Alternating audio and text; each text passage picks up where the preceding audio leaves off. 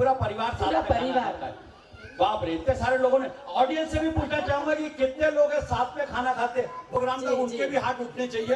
कम से कम एक टाइम, अच्छा नहीं हो सकता रोज, हफ्ते में 3 दिन तो भी आप लोगों ने साथ में बैठ के खाना खाना चाहिए, संवाद करना चाहिए। ये बात जोड़ी। बिल्कुल, ये संवाद का सबसे पहला पड़ाव ही यही होता है कि हम साथ में बैठे, हमारी चीजों को साझा करें, हमारी आपस की जो परेशानियां हैं उनको सुने।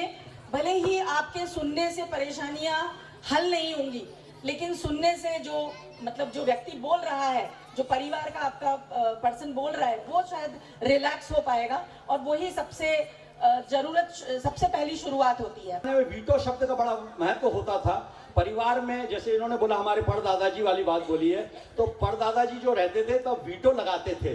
वीटो शब्द बहुत बड़ा स्ट्रांग होता था उस समय में। बच्चे को लड़की पसंद करवाने के लिए 2-3 जगह तो भेज देते, तो वापस आने के बाद बोलते थे बस तेरे को यहाँ पे संबंध कर दिया तेरा हमने।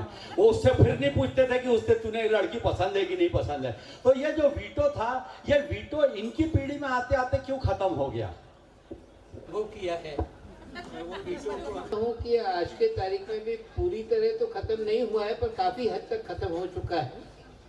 इसका 2-3 कारण मैं जो कहना चाहूँगा, मैं किसी को ब्लेम नहीं करना चाहूँगा, पर कारण ये है कि एक, हम शुरुआत में जो बच्चों को समय नहीं दे पा रहे हैं जी, और जो बच्चों को हम प्रॉपरली ढालना जिसको कहेंगे उसको नहीं कर पा रहे हैं, वो सबसे बड़ा कारण है। मतलब आप ये कहते हैं कि हम समय के अभाव के कारण हमारी अपनी मजबूरियां हैं।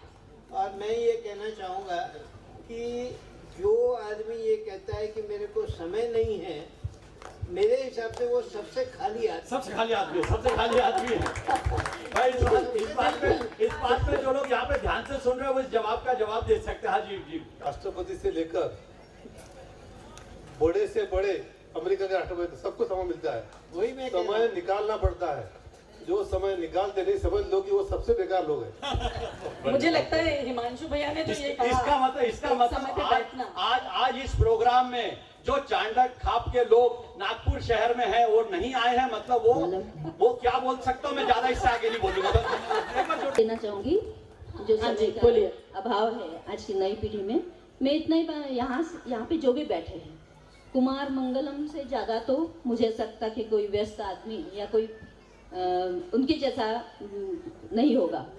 तो उनकी दिनचर्या जब मैं पढ़ रही थी तो उनका समय दिन भर वो अपने व्यवसाय में व्यस्त है, किंतु 8 से 9:30 तक वे अपने परिवार के साथ में रहते हैं, परिवार के साथ में संवाद करते हैं।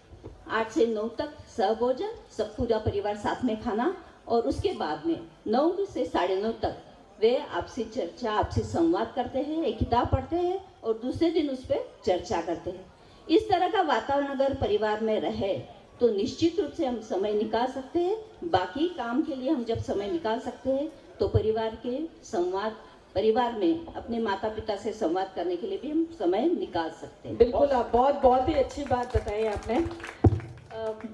मैं यहाँ एक कुछ शब्द बोलना चाहूँगी।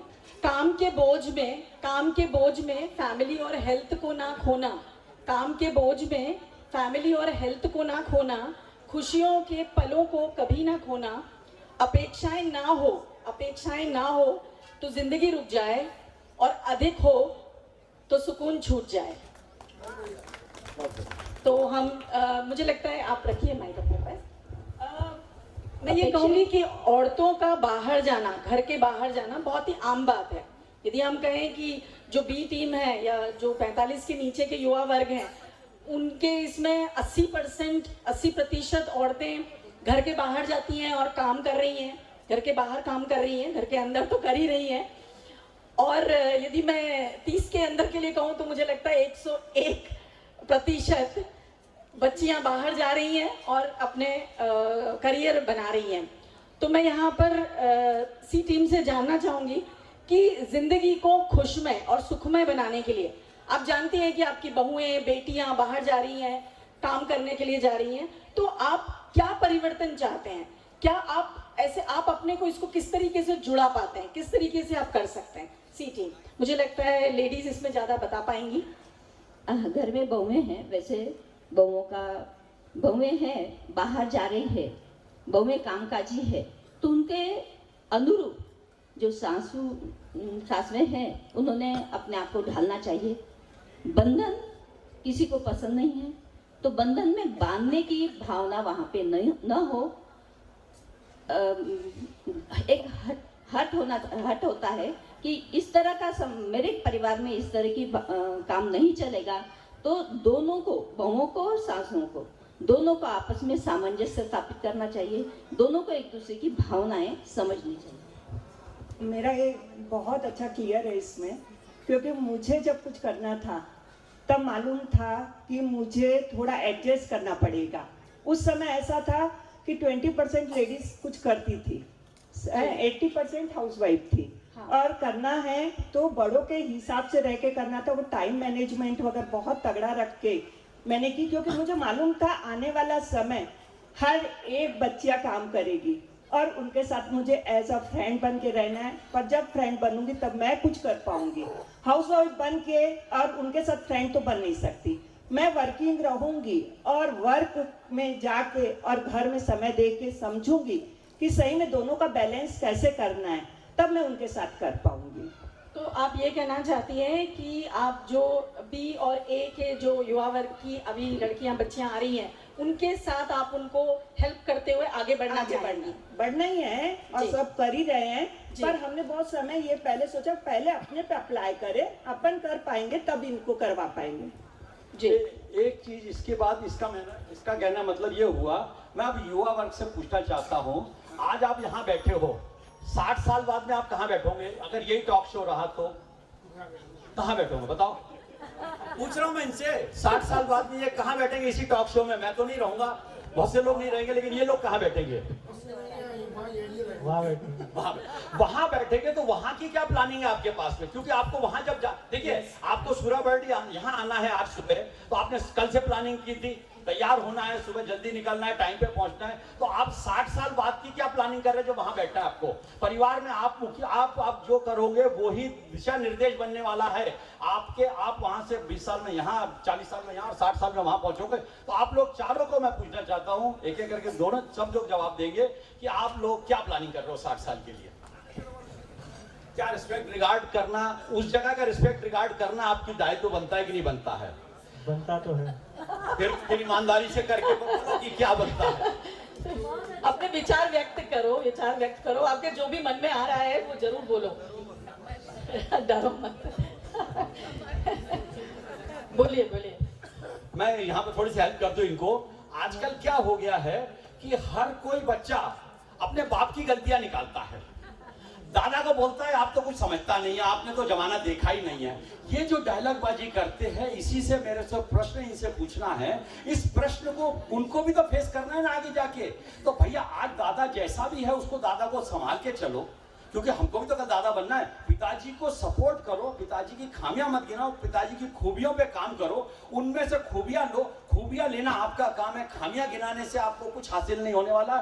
सुबह भाई जी ने बहुत सारी चीजें बोली थी। मैं बताऊंगा कि जीवन का सार आपने दिया था, बस उसी सार पे हमको आगे बढ़ना है। संवाद जो है, अल्टीमेटली संवाद क्या है? आपकी अभिव्यक्ति है, आप क्या बोलते हो, कैसा बोलते हो, क्या सोचते हो, क्या करने वाले हो, ये आपकी बॉडी लैंग्वेज भी आपका संवाद करती है। तो ये हमें सोचना चाहिए कि ऐसी युवा वर्ग से बोलना चाहता हूं कि आपका संवाद, टाइम कम हो, आप आधा घंटा मत दीजिए, 5 मिनट दीजिए, लेकिन आपका वैसा आचरण होना चाहिए, उनके प्रति, उनके रिस्पेक्ट के प्रति होना चाहिए, क्योंकि आपको भी कल उसी जगह पे बैठना है। बस इतना ही अगर हम ध्यान रखेंगे ना, तो अपने आप घर में वातावरण आपका मंदिर जैसा बन जाएगा। फिर भी आप लोग बोलिए, अब मैं तो इतना बोल दिया, इतनी हेल्प कर दिया आपकी, मैं निश्चय नहीं कर सकता। मैं आज से 60 साल बाद भी यही बैठना चाहूंगा। मैं चाहूंगा मेरे बड़े हमेशा मेरे साथ रहे। बहुत अच्छा। कम शब्दों में आपने बता दिया कि आप अपना व्यवहार कि जब मैं 60 साल बाद वहाँ बैठ रहा हूँ, तो मेरे मन में भी आज जैसे उनके मन में ऐसा है कि उन्होंने जो किया, एक संतुष्टि है मन में कि जो किया जीवन में बहुत अच्छा किया, अपने बड़ों का आदर किया, अपने छोटों को अपना ज्ञान दिया। वैसे ही मैं चाहूँगा कि ये मेरे मन में भी ऐसी फीलिंग रहे 60 साल बाद। जी। हाँ, मैं भी वही सोचती हूँ कि हमारे साथ अभी हमारे पेरेंट्स है, ग्रैंड पेरेंट्स है, तो हम मतलब उनसे जितना सीख सके उतना सीखो, कि ताकि आगे आने वाली जनरेशन को हम अच्छा सिखाए, कि ताकि अभी जो वो मतलब जो वो है हम उनके जैसा बन सके। मैं यहाँ एक ये कहूँगी काका जी, परिवर्तन तो है वो नेचुरल है। जो ये कर रहे हैं शायद हम भी उस जगह होते तो हम वही करते।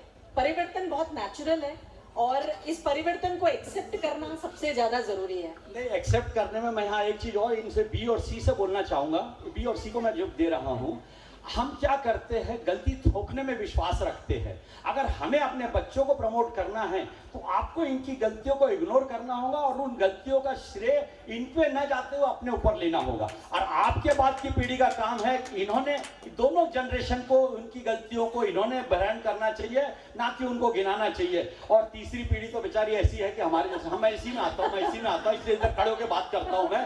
हमारी तो हालत ये है कि हमें तो जो है आप सब लोगों को लेकर चलना ही है, चलना भी चाहिए। अब आप बोलिएगा इसमें प्लीज। कि गलतियों को अपनाना है, बट मैं ये सोचता हूँ कि अगर हम ये समझना होगा हमें कि ना हमारे बड़े ओरिएटर है ना हमारे बच्चे ओरिएटर है, तो जब हम संवाद करेंगे तो हो सकता है हम अपनी बात ढंग से नहीं रख पा रहे, बट हम एक दूसरे को थोड़ा सा अगर समझ के अपनी बात को समझ ले कि हमारा बच्चा क्या कहना चाहता है या हमारे पेरेंट्स क्या कहना चाहते हैं, तो शायद कभी गलतियों को थोपना या स्वीकारना ही नहीं पड़ेगा। एक दूसरे के साथ हम अच्छे से आगे बढ़ जाएंगे। बहुत बढ़िया समझ रखना बहुत जरूरी है। जी जी, हमारी वो पीढ़ी है जो बड़ों से संस्कार लेकर चल रही है और छोटों से आगे बढ़ने का मोटिवेशन लेकर चल रही है। जी बिल्कुल बराबर। हम वो सैंडविच है, वो आलू का मसाला है। तो एक छोटी सी बात बताती हूँ कि एक भाई बहन थे, बहन भाई को कंधे पर लाद कर पहाड़ पे चढ़ रही थी। लोग रास्ते में आए, बोले कि इतना बोझ हो रहा है बेटा देखो, भाई को यहाँ छोड़, तू आगे बढ़। वो बहन ने पलट के बोला, ये बोझ नहीं मेरा भाई है। ये चीज हमने इनसे सीखी है। आज मैं आपको ब्लेम नहीं कर रही हूँ, this is the current scenario is कि आज एक सेठ पहाड़ पे चढ़ता है, उसके पीठ पे पैसों की गठड़ी है, हम भी थोड़े इधर और थोड़े इधर हैं, no one should take personal. वो गठड़ी लेके चल रहा है पहाड़ पे, ऊपर से लोग आए, बोले अरे तुझे तो बहुत ऊपर जाना है, ये गठड़ी यहीं रख दे। बोले पागल है क्या, ये भाई नहीं पैसे हैं। ये डिफरेंस आ गया है, हमने हमारी प्रायोरिटीज बदल दी है, हमारे संस्कार को एक पलड़े पे थोड़ा कम आका है और पैसे कमाने की दौड़ में हम इन चीजों को पीछे छोड़े आए हैं। आज का टाइम हमें इन चीजों पे बैलेंस बनाने का है, संस्कार भी जरूरी है, पैसे भी जरूरी है। आपका कहना है कि महत्वाकांक्षाएं होने के कारण हम कुछ प्रेफरेंसेस बदल चुके हैं, जो हमें अभी बैलेंस करना बहुत जरूरी है। जानकारी ले लेते ये क्या सोचते हैं। जी, मैं बोल रहा था ये सैंडविच जो होती है बड़ी टेस्टी होती है और हम सैंडविच की कैटेगरी में हैं और सैंडविच का काम है कि उसमें आलू, प्याज, टमाटर, चीज, चटनी सब मिक्स करके रहता है, यानी पूरा मसाला कॉम्बिनेशन रहता है। तो हमारा जो दायित्व है बहुत बड़ा है, हमें टेस्टी भी बने रहना है और सबका ख्याल रखना है। सैंडविच पे से अभी आपने बोला तो मेरे को ध्यान में आया, सैंडविच में बहुत अच्छी सैंडविच बनी बोलते हैं हम लोग, क्या ब्रेड बहुत अच्छी रहती है क्या ऊपर और नीचे वाली? वो तो मसाला रहता है, ये मसाला बीच में बैठा हुआ है, 8 लोग ये इनके लिए ताजे, ये हमारा दायित्व बहुत बड़ा है। जी जी बहुत बड़ा है। हम आगे बढ़ते हैं।